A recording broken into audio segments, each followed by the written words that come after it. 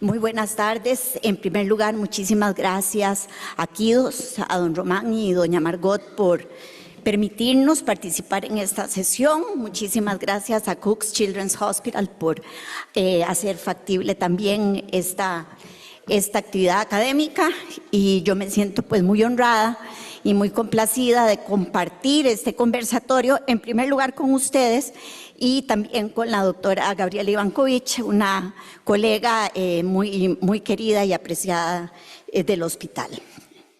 Vamos a hablar sobre epidemiología y prevención del virus respiratorio sincicial. Algunos eventos que tal vez ya no son tan novedades porque todos ustedes leen mucho, pero algunos eventos recientes que nos llenan a los pediatras de alegría y de felicidad.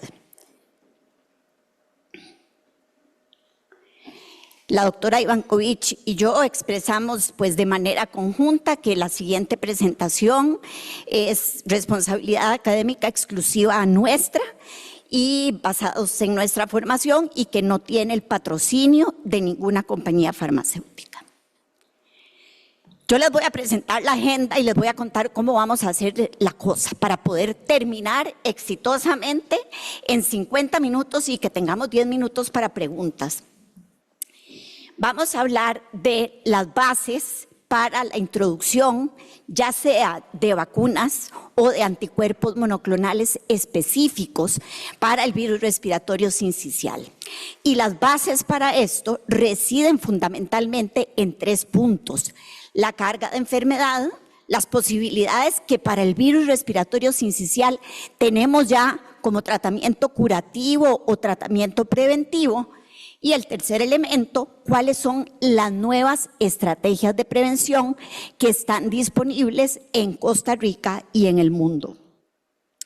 Luego de ello, yo les voy a hablar un ratito sobre el desarrollo y la aprobación de la vacuna contra virus respiratorio sincicial, y posterior a eso le pasamos el micrófono a Gaby, y Gaby nos va a hablar del desarrollo y la aprobación de los monoclonales de larga acción. Y al final pues vamos a cerrar con algunos detalles prácticos de las estrategias preventivas que les vamos a presentar y a compartir con ustedes algunos mensajes finales. Dicho esto, vamos a ver, ahora sí me oigo aquí. Dicho esto, les quiero contar una historia de la vida real. El 12 de agosto del año 2022 llegó al hospital de niños Fernando. Fernando es un chiquito con un antecedente de que era un recién nacido de término adecuado para edad gestacional, sin mayores problemas, excepto que era gemelo. Era el gemelo número 1 y su mamá era una mujer sana. Llega al hospital cuando tiene 7 días de vida por rinorrea, obstrucción nasal de 2 días de evolución. Ya había consultado a su pediatra de cabecera y el pediatra le había dicho que probablemente tenía una infección respiratoria por virus respiratorio sincicial, porque corriendo agosto del 2022 estábamos en pleno pico respiratorio. Como suele suceder con la bronquiolitis por virus respiratorio sincicial, es la enfermedad más traicionera y por la que nosotros los pediatras perdemos la confianza de más pacientes. ¿Por qué? ¿Qué pasó? Pasó lo típico. En 6 horas, Fernando empezó con dificultad respiratoria, taquipnea, retracciones costales, y se fueron para el hospital. Cuando llegó al hospital, se veía con signos de insuficiencia respiratoria moderada, sibilancias, un poquito desaturado, pero hemodinámicamente estable. ¿Qué pasó? ¿Qué pasa desde el momento en que un niño llega a un servicio de emergencias con una bronquiolitis? Aquí estoy viendo a Gladys, que ha visto un montón de estos chiquitos. ¿Qué pasa? Empieza a correr el reloj a una velocidad enorme, y hay algunos niños que en ese trayecto de tiempo evolucionan para bien, pero hay otros que evolucionan para mal. Entonces, Fernando llegó, seguro Gladys lo recibió y lo puso ahí en una de las camitas de emergencias de respiratorio, le puso un oxigenito por nasocánula y una solución IV y lo dejó nada vía oral. Le mandaron los exámenes de rutina, las pruebas de inflamación y se le hizo su hisopadito nasal y se corrió una reacción en cadena de polimerasa que reporta que Fernando tiene un virus respiratorio sincicial tipo A. A las 48 horas, 2 días después, estando aún en emergencias, Fernando no se ve bien y hay que ponerle una cámara de alto flujo. Al día siguiente, los papás desesperados, las cosas siguen peor. Fernando hace deterioro respiratorio y hemodinámico, pues hay que intubarlo, ponerlo en ventilación mecánica, iniciar catecolaminas y viene la llamada crucial, la llamada a la unidad de cuidado intensivo. Tengo un chiquito muy malito con una bronquiolitis, hay campo. ¿Cuál es la respuesta? La respuesta clásica de una unidad de cuidados intensivos, no hay campo. Por supuesto, la tuvo buena, doctor, no hay campo. Entonces, ¿por qué? Por la plétora respiratoria. A Fernando, para empeorar las cosas, le hacemos una plaquita de tórax. Ay, yo nunca les hacía placas de tórax a las bronquiolitis, porque uno siempre se llevaba sorpresas desagradables, como esta, ¿verdad? De encontrarnos una telectasia horrible ahí en el ápice derecho y encontrarnos además un campo pulmonar izquierdo que no se ve nada cristiano. Entonces empezamos a tener esa picazón por poner antibióticos, mandamos reactantes de fase aguda otra vez, que salen parecidas, pero por supuesto que le ponemos antibióticos, probablemente de manera innecesaria. Al día 4 de estancia, Fernando se logra trasladar a la UCI y pasa allí 5 días y después, 7 días y después 5 días en salón general. Pero esta historia no termina aquí. Esta historia tiene una postdata. Postdata es inspirada en la ley de Murphy. Entonces, ¿qué sucede? El día que logramos, los papás muy contentos, la mamá muy contenta en la mañana porque Fernando ya tenía campito en la UCI, unas horas después llega el papá a emergencias con Armando, el hermanito gemelo que se había quedado en la casa, que hizo una crisis de apnea. Le hacemos la reacción en cadena de polimerasa positiva por virus respiratorio sincicial tipo A y se hospitaliza. ¿Cuántas veces han oído ustedes historias como esta? Levanten la mano los que han oído historias de bronquiolitis que evolucionan de esta manera. ¡Uy! ¡Qué montón! ¡Qué frecuente! ¿Qué es esto? Bueno, tengo que contarles el epílogo.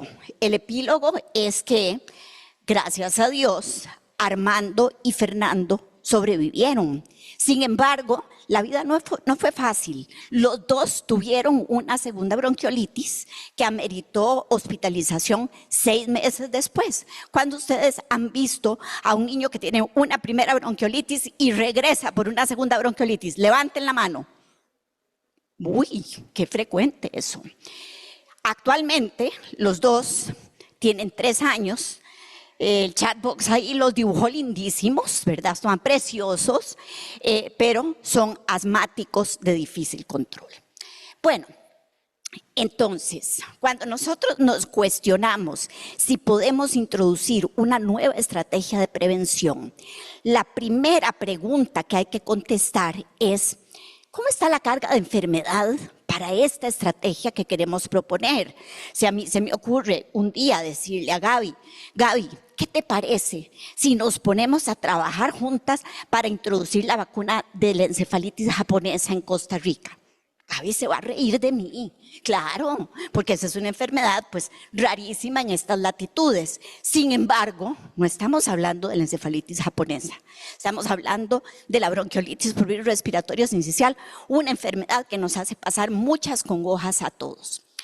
Segundo punto, ¿cuáles son las posibilidades de tratamiento y prevención precedentes para esta condición? Que ya las veremos si ustedes saben que son muy pocas. Y el tercer punto, para hablar de la introducción de nuevas estrategias, es, bueno, ¿y qué tenemos en el mundo?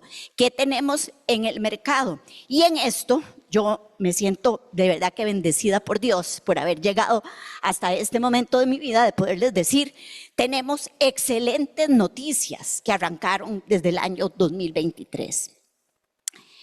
Entonces, veamos así rápidamente un poquito de carga de enfermedad.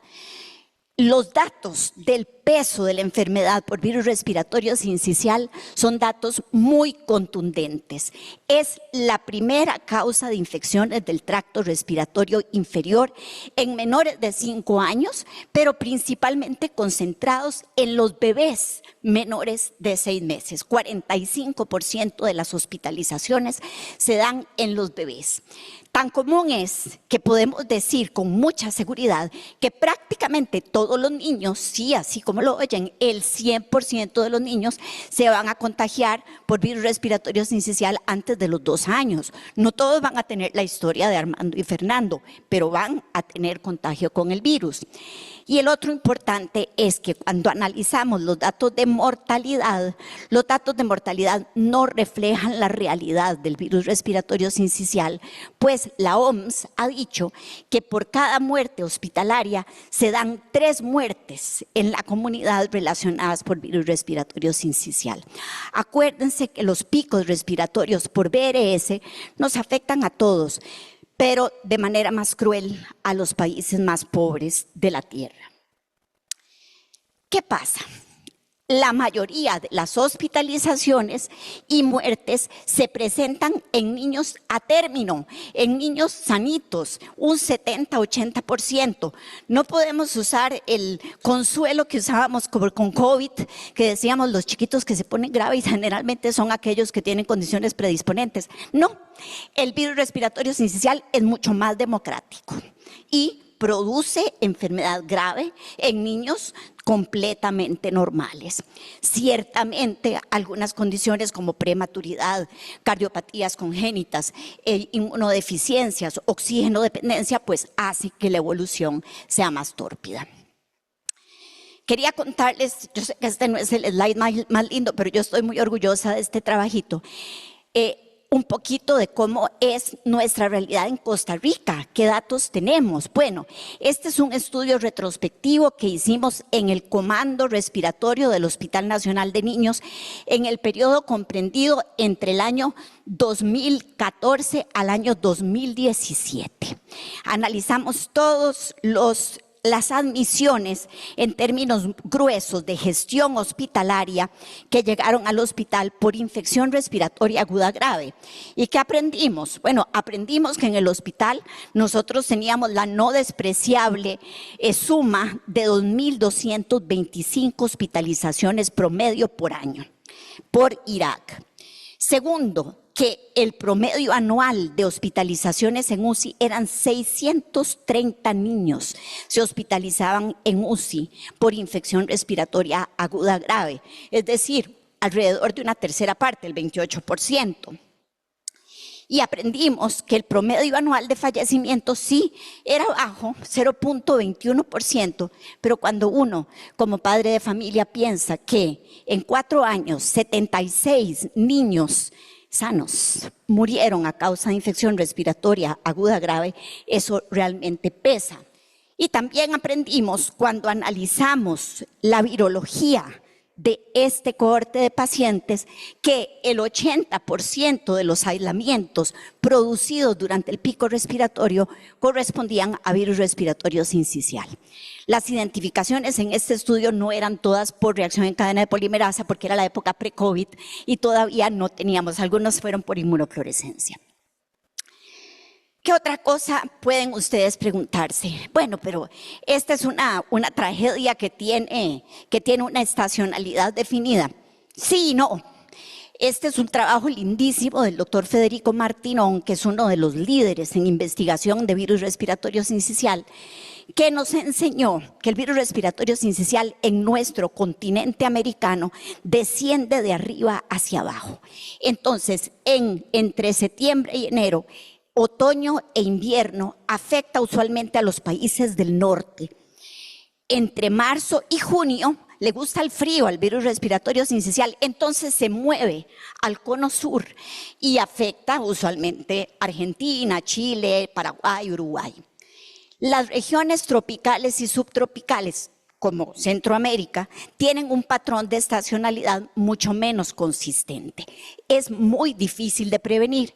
Esto se ha asociado con estación lluviosa y altas temperaturas. Nosotros en ese estudiecito que hicimos de 4 años, tratamos con el Instituto Meteorológico Nacional de hacer una correlación de la precipitación pluvial con el número de admisiones por IRAG. Sin embargo, las correlaciones nos dieron negativas, no se demostró una correlación, pues puede ser simplemente efectos de la metodología del estudio o de que aquí llueve muchísimo todo el año. ¿Qué pasa con el pico respiratorio? Tiene un montón de implicaciones. No es solo el dolor humano de ver un niño enfermo o de perder un niño por esta razón. A nivel hospitalario, donde trabajamos nosotros, el impacto en costos hospitalarios es altísimo. El pico respiratorio por virus respiratorio sincicial en el Hospital Nacional de Niños consume el 25% del presupuesto anual de todo el hospital. Genera una plétora desmedida en los servicios hospitalarios, pero también en los servicios ambulatorios. Genera problemas gravísimos en UCI, porque ustedes saben que la cirugía electiva que va a UCI, como la cirugía de corazón, sufre muchísimo durante el pico respiratorio porque no tenemos campo para hacer la cirugía de corazón y la pasamos a palitos para atender politraumatizados o pacientes quemados. Y esto, además de otras cosas, el hecho de que la población adulta mayor también se ve afectada porque el pico respiratorio infantil se ve seguido casi siempre por un pico respiratorio en las personas adultas mayores. Después de esto, ¿cómo terminamos todos? Agotados, ¿cómo decimos cuando irá a terminar? Es verdaderamente muy pesado. Ahora hablemos de las posibilidades que tenemos de prevención. Bueno, las posibilidades de prevención son súper sin gracias. ¿Qué le podemos dar al virus respiratorio sincicial como medicamento? Ninguno. No hay un antiviral para virus respiratorio sincicial que funcione, que haya demostrado funcionar. Entonces, el tratamiento es medidas de soporte, lo que ya ustedes ven y conocen aquí. Y llegamos a la parte bonita de esta conversación. Bien, teniendo esta historia tan dolorosa, ¿qué empezó a pasar en el mundo a partir del año 2023? Bueno, salió la primera vacuna aprobada para virus respiratorio sincicial, que se llama así, vacuna contra VRS prefusión.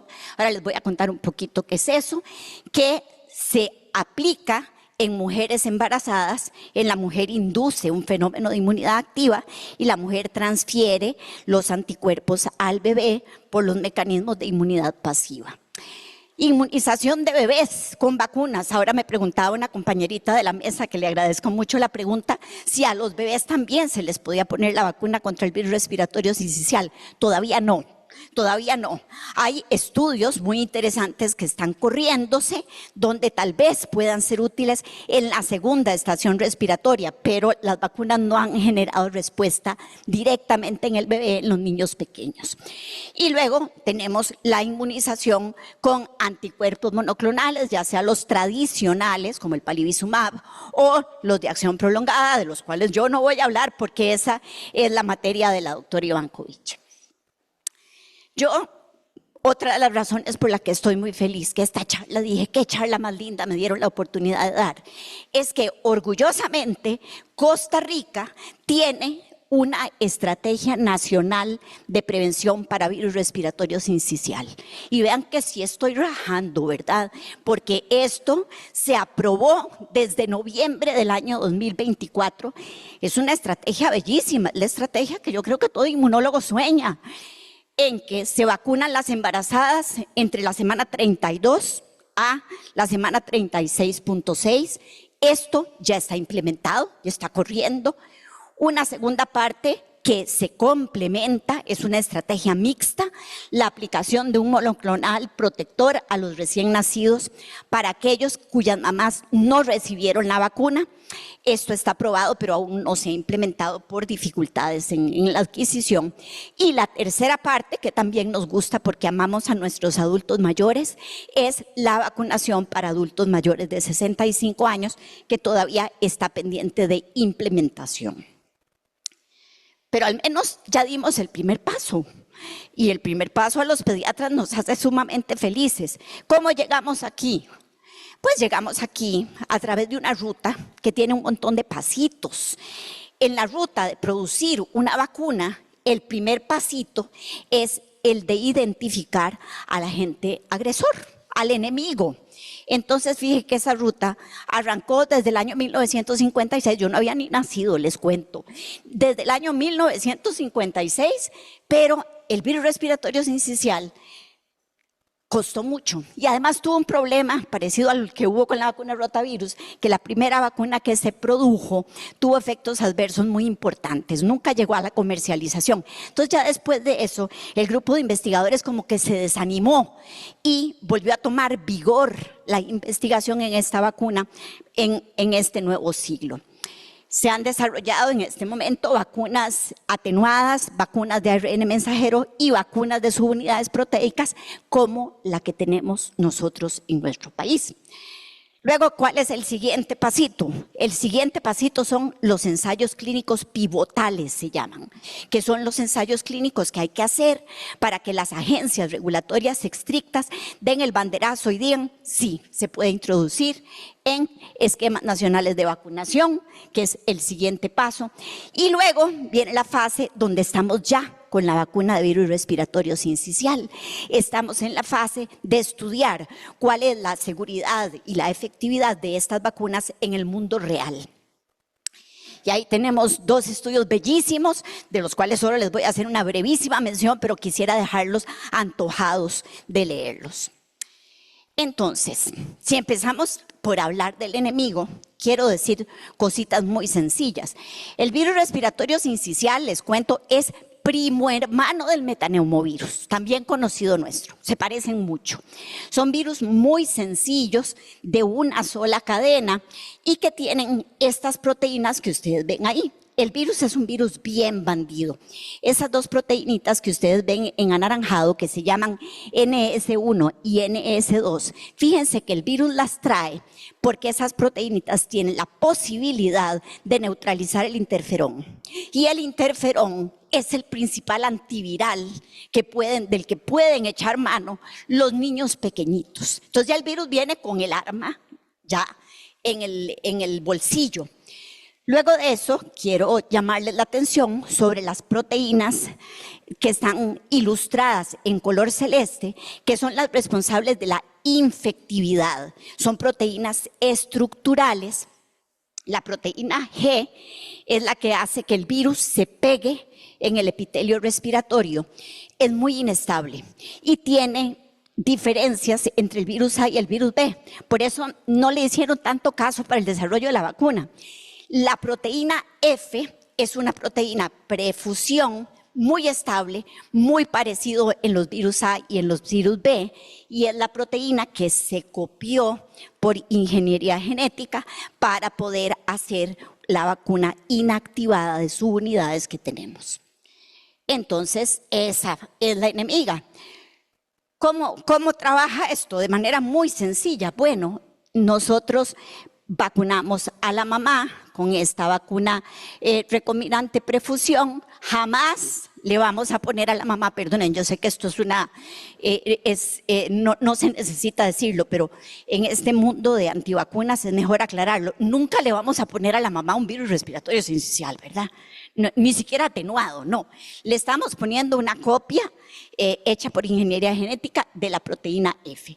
La mamá entonces produce anticuerpos que pasan a través de barrera placentaria y esos anticuerpos protegen al bebé. Hay algo que a mí me entusiasma mucho, está en investigación, pero todavía no tenemos los resultados, y es cuántos de estos anticuerpos siguen pasando además después a través de leche materna. Bueno, si algunos, aquí veo un público muy joven, excepto alguna mesilla por ahí, que hay algunos que son como de la edad mía, pero muchos de ustedes a lo mejor pues tuve el honor de darles clases cuando estaban estudiando medicina y recuerdan que siempre utilizo este gráfico para hablarles de las categorías de vacunas. ¿En cuál categoría vacunal está la vacuna prefusión de virus respiratorio sincicial? En esta última de color amarillo, que son las vacunas génicas y de nuevas plataformas. Es una vacuna inactivada que tiene ya algunas técnicas de ingeniería genética y esa porción amarilla son vacunas muy seguras y muy inmunogénicas. Jamás podemos comparar el perfil de seguridad que tienen estas vacunas con nuestras queridas también vacunas de virus vivos atenuados que han cumplido una gran función, pero que nos dan problemitas en pacientes con inmunocompromiso. Bueno, lleguemos ya a los ensayos clínicos pivotales.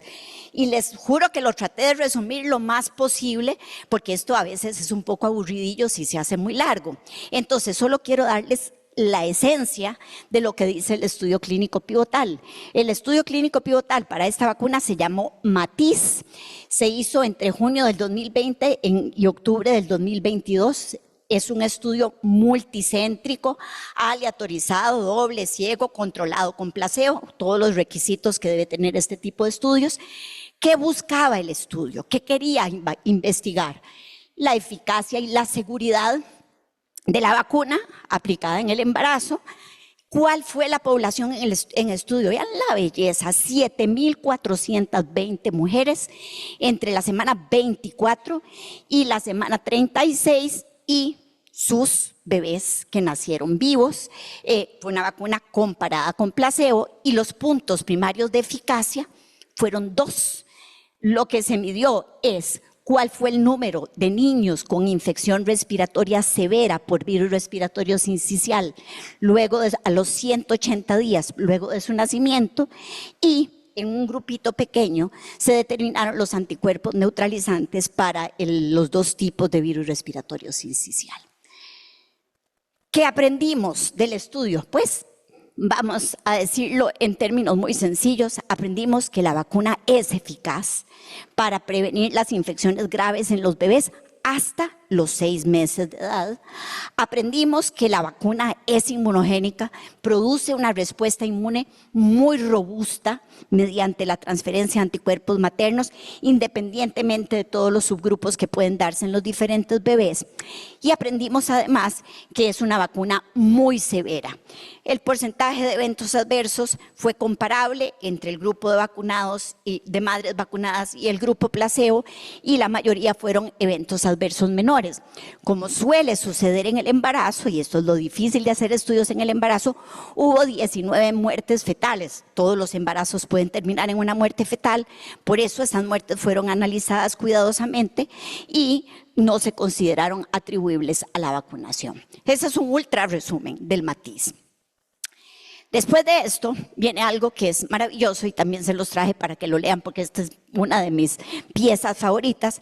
La Organización Mundial de la Salud hace un pronunciamiento, emite su posición y dice: países del mundo hay que implementar estrategias de prevención contra VRS. ¿Cuál? La que puedan, la que quieran, la que se adapte mejor a su contexto, y por eso estamos aquí la doctora Ivankovich y yo, porque la OMS dice: implementen vacuna, implementen monoclonales, implementen los 2, pero hay que implementar algo. Y llegamos ya al siguiente paso. Esta es mi diapo favorita. Vean qué cosa más linda.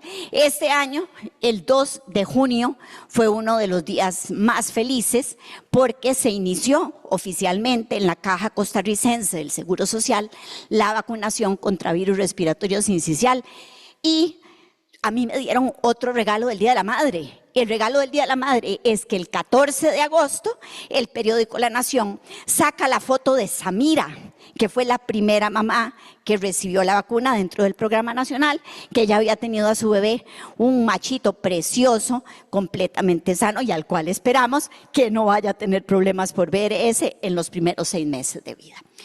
Los estudios de efectividad en el mundo real, también se los diré de manera muy sencilla. El primero que salió, que es lindísimo y que me encanta porque es de Argentina, de nuestro continente, se llama el estudio Berni, en el cual también a un grupo de más de 500 mujeres de binomios, madre e hijo, le dan seguimiento ya en la vida real y sin criterios de selección como los del ensayo clínico para saber cuál es la efectividad de la vacuna a los 6 meses y obtienen una efectividad que anda alrededor del 70%, y no podía resistir traerles que lo acabo de leer porque salió el 18 de julio, que es un estudio del Colegio Real Británico, donde el diseño es muy parecido al estudio Berni, pero me encantó porque el porcentaje de efectividad que obtuvieron fue exactamente muy parecido, ¿verdad? Prácticamente el mismo. Los británicos, como son tan acuciosos, obtuvieron una pieza de información que a mí me parece muy útil, y es que cuando la madre se vacuna después de 2 semanas, es decir, quedan menos de 2 semanas entre el momento de la vacuna y el nacimiento del chiquito, disminuye la efectividad de la vacuna. Entonces, hay que vacunar idealmente al menos 2 semanas antes de la fecha probable de parto. Detalles prácticos, ya esto es lo último porque ya Gaby está furiosa conmigo. Detalles prácticos, y estos son cosas que yo pues creo que a mí me han inquietado y por eso se las traje.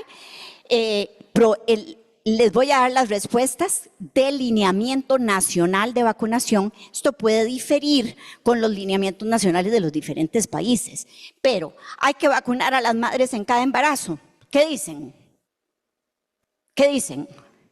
No, no, nadie se ganó la pantalla plana, don Román, guardémosla por ahora. No, todavía no. Recomendamos en este momento una dosis única, 0.5 cc, intramuscular, entre la semana 32 y semana 36, pero, muy importante, esta es una situación en evolución. Entonces, es probable que esta recomendación pueda cambiar porque apenas estamos siguiendo los cohortes de mujeres vacunadas para saber la duración de estos anticuerpos. Lo otro, ¿qué pasa con aquellas mamás costarricenses que llevan su control prenatal en los servicios privados? Bueno, esas mamás también se pueden vacunar. Queremos que se vacunen, mándenoslas para que se vacunen. Simplemente se hace una referencia al EVAIS correspondiente, solamente poniendo, eso sí, la firma del ginecólogo que certifica la edad gestacional de la madre para poder aplicar la vacuna. ¿Qué otras preguntillas surgen? Si se puede coadministrar, y les puse aquí, y solo aquí lo menciono, el nombre de la vacuna, porque es que de ahí hay que sabérselo. Esta es la que está aprobada en Costa Rica, y el problema es que hay otras 3 ya aprobadas por FDA, pero esta es la única que tiene autorización para mujeres embarazadas.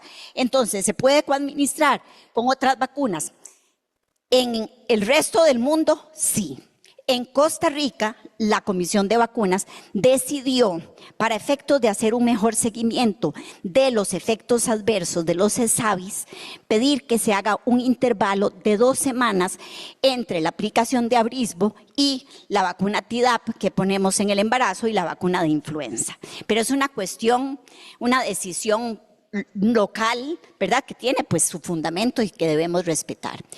Si una mujer llega con una pielonefritis, una infección grave durante el embarazo, ¿se puede vacunar? En un sentido estricto sí se podría, pero para también evitar efectos de confusión en cuanto a la evaluación de efectos adversos, la recomendación es esperar a que esté mejorcita y vacunarla. El uso de antibióticos no contraindica la vacunación.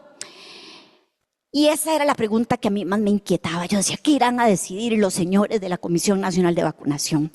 Irán a decir que tiene que ser en una fecha entre enero y junio. Y yo estaba un poquito preocupada por eso, porque sabía que en Costa Rica el virus respiratorio sincicial es muy caprichoso. Y por dicha, la respuesta es no. En nuestro país la vacuna de virus respiratorio sincicial se administra todo el año, porque el virus respiratorio sincicial circula prácticamente todo el año. ¿Qué impacto va a tener esto en nuestro país? Bueno, yo no sé, tengo toda la esperanza del mundo, pero ¿de qué va a depender el impacto?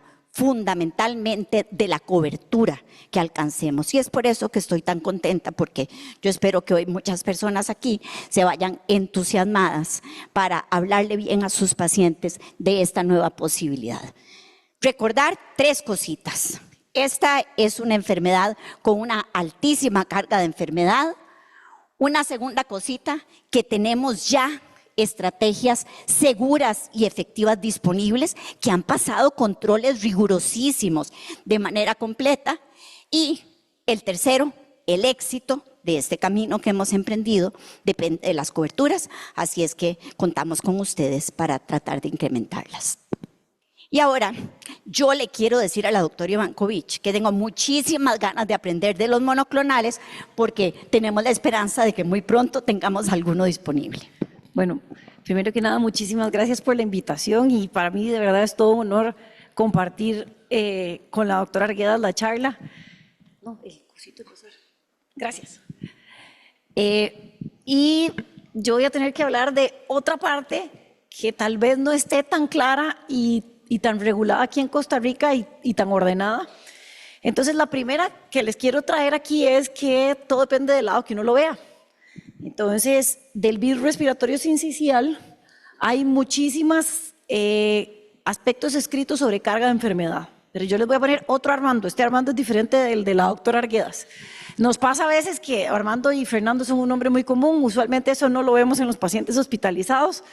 Pero este es un paciente que más bien fue un prematuro, que nació de 34 semanas, de una mamá soltera que era primigesta, jovencita, de 22 años, y que la que le ayuda a cuidar, o la que le va a ayudar a cuidar al bebé, es la abuelita. Además de todo, estuvo hospitalizado en neonatos y tuvo una displasia broncopulmonar. Cuando se fue de neonatos, no usaba oxígeno. Y llegó al hospital de niños por 3 días de síntomas respiratorios. La historia todo el mundo la conoce y no la voy a repetir. Y terminó intubado en la UCI con todas las complicaciones. El problema es que a él no le fue tan bien. Después de una estancia prolongada en UCI, terminó, bueno, lo tuvieron que reintubar, le hicieron una broncoscopía, se dieron cuenta que tenía una laringomalacia, que necesitaba una traqueostomía y que ya con su displasia broncopulmonar era un paciente con una lesión pulmonar crónica y que además de todo necesitó oxígeno para la casa. Con el gravísimo problema de que las condiciones domiciliarias no eran las ideales para que se pudiera ir a la casa con el oxígeno y tuvieron que hacer una serie de ajustes y permaneció hospitalizado 2 semanas mientras hacían toda la parte social. Además de todo, su mamá que estaba estudiando tuvo que dejar de estudiar para cuidarlo y su abuelita ha tenido muchas dificultades para poder ayudarlo. La historia de él fue que después de esto tuvo 3 hospitalizaciones por bronquiolitis nuevamente antes de los 5 años de edad y además de todo también tiene un diagnóstico de asma de difícil manejo. Entonces, dentro de todo esto, lo que la doctora Arguedas les menciona aquí arriba está clarísimo. O sea, los estudios son muy fáciles de hacer, carga de enfermedad, de hospitalizaciones, de cuánto cuesta en el momento agudo. Pero hay una serie de aspectos. ¿Cuántos niños quedan oxígeno dependientes? ¿Cuántos niños necesitan traqueostomía? ¿Cuántos niños son asmáticos y además de todo son asmáticos de difícil manejo? Ya tal vez no se hospitalicen por bronquiolitis, sino por asma posteriormente. Y otra cosa muy importante que no podemos cuantificar es qué tanto afecta esta situación a las familias.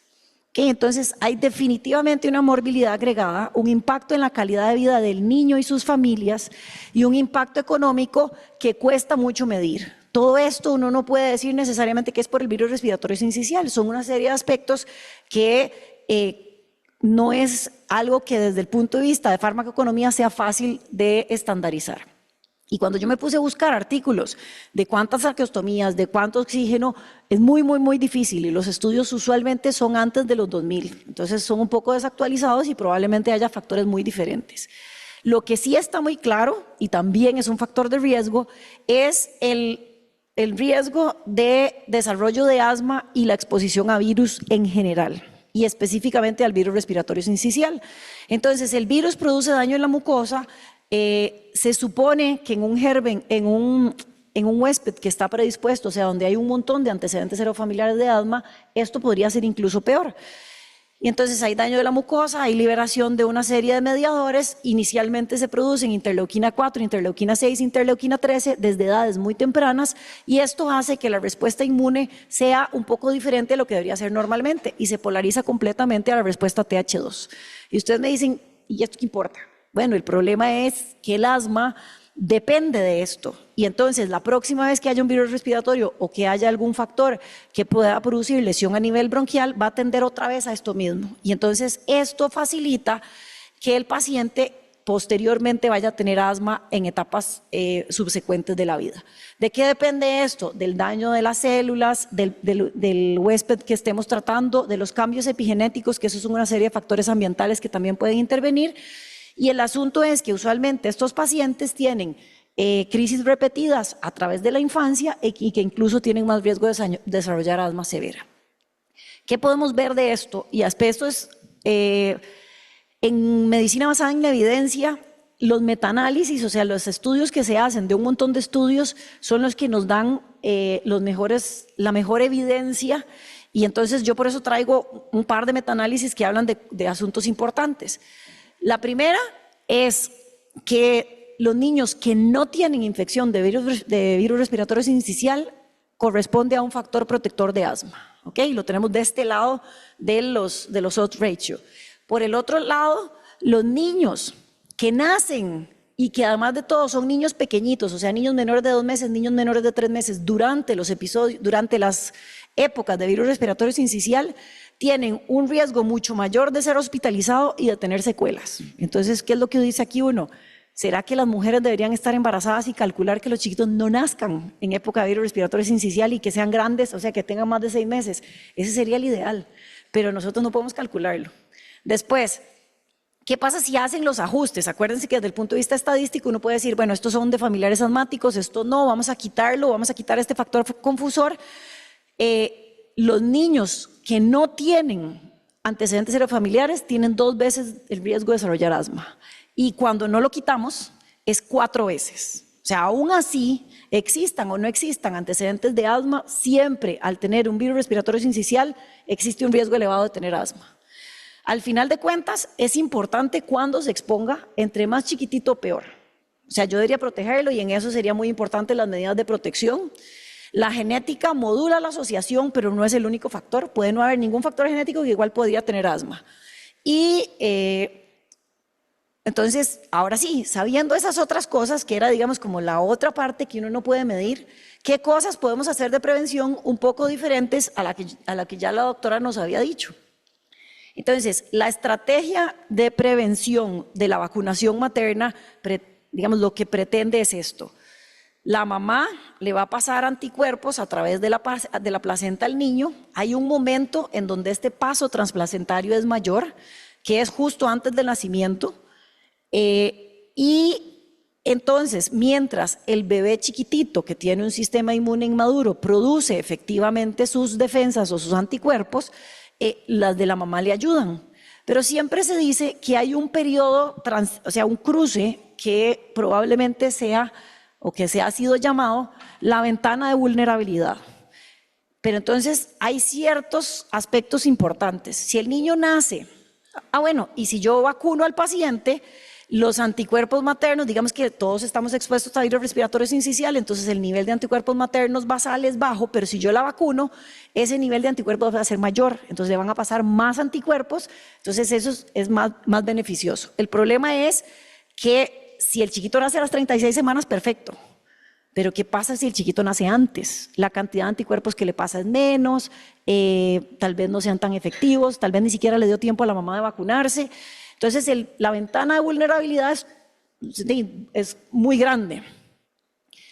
Entonces, aquí es donde vienen las otras estrategias de prevención. Entonces, la doctora Arguedas ya les habló de la inmunidad pasiva natural. O sea, es la mamá produce anticuerpos, se los pasa a través de la placenta y el bebé los tiene.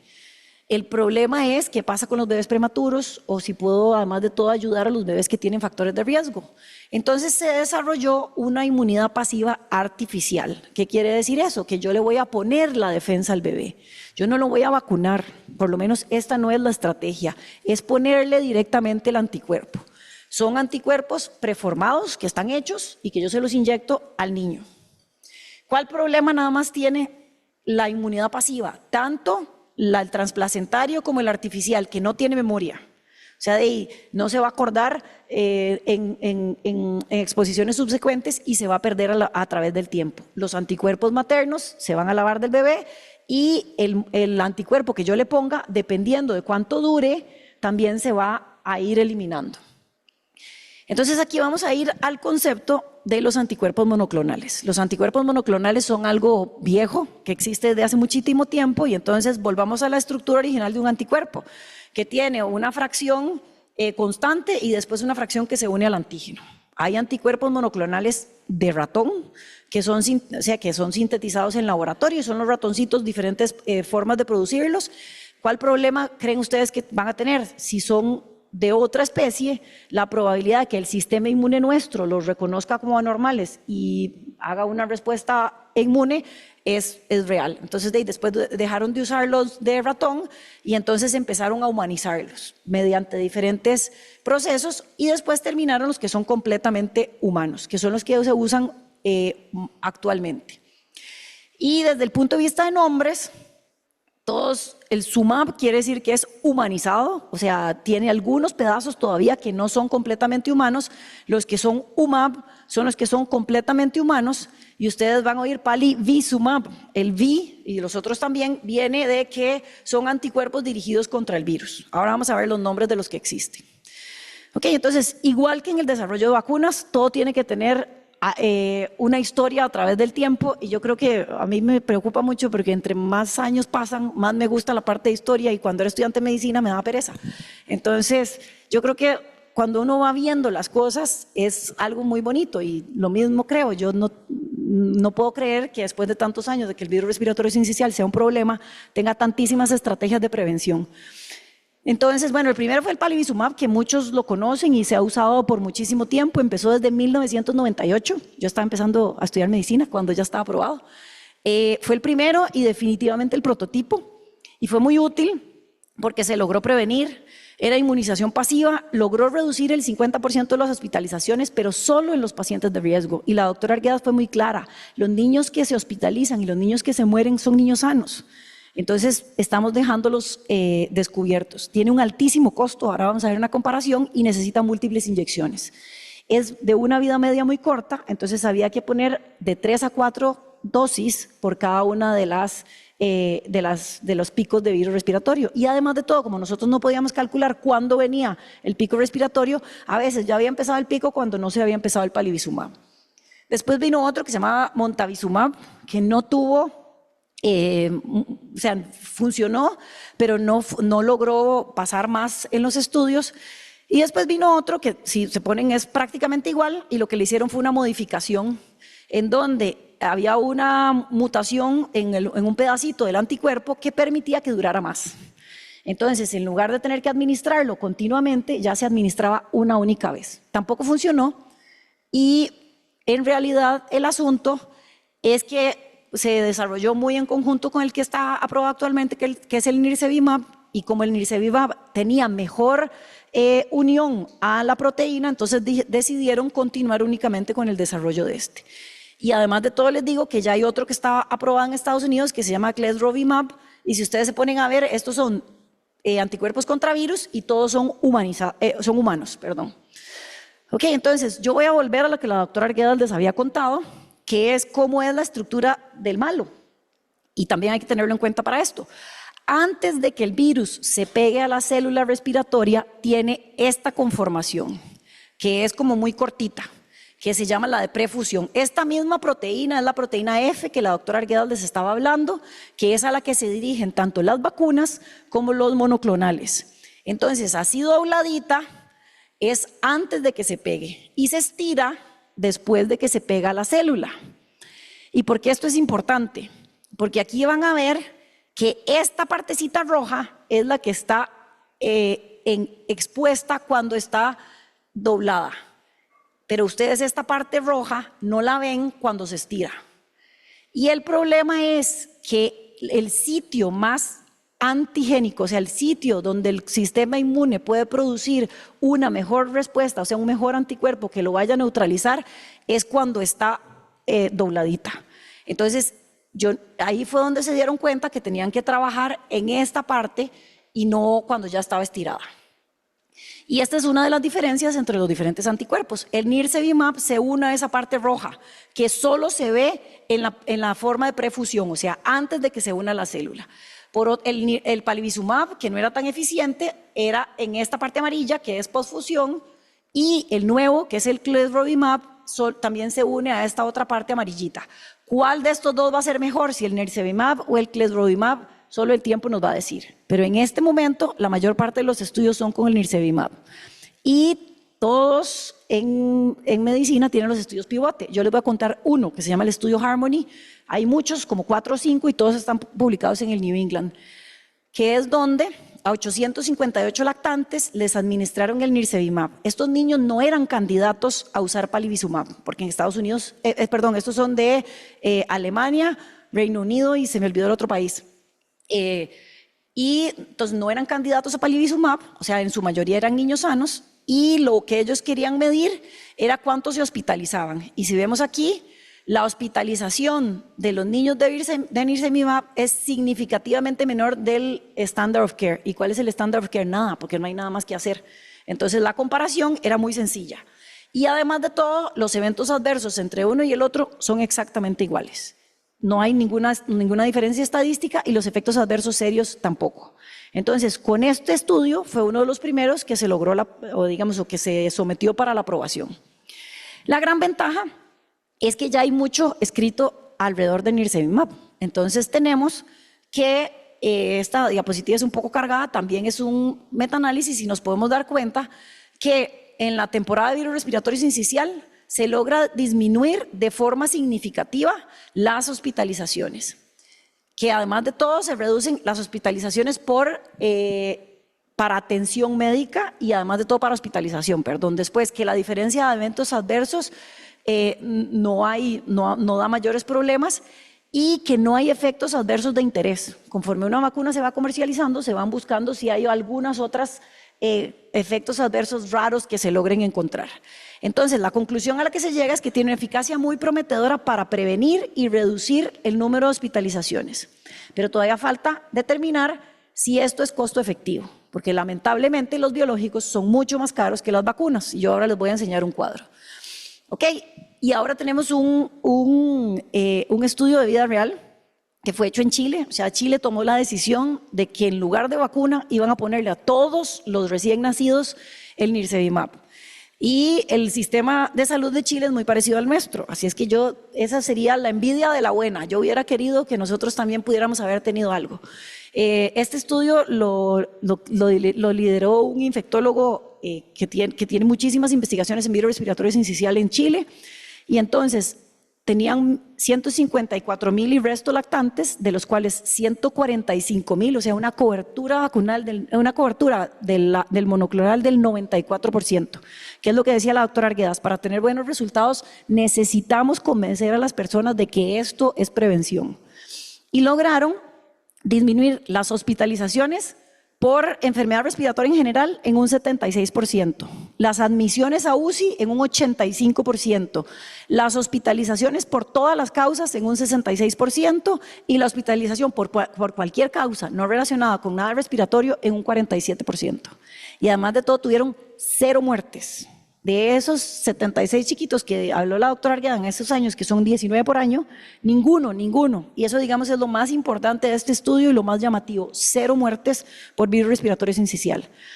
Entonces, ellos concluyeron que su programa de inmunización con nirsevimab era altamente efectivo, a pesar de lo costoso que podía ser, que una alta cobertura poblacional era necesaria para poder lograr estos resultados, y que hubo una reducción significativa. Y ellos dicen, muy orgullosos, tienen toda la razón, que son un excelente modelo para replicar en otros países, especialmente en contextos de alto volumen.